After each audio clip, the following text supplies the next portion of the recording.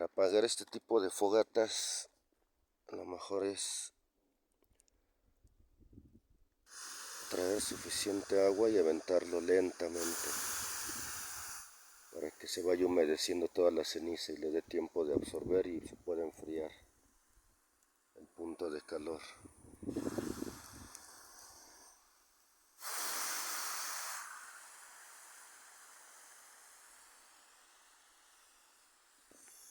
No ha salido por ningún lado el agua. Buena señal, significa que todo lo está absorbiendo.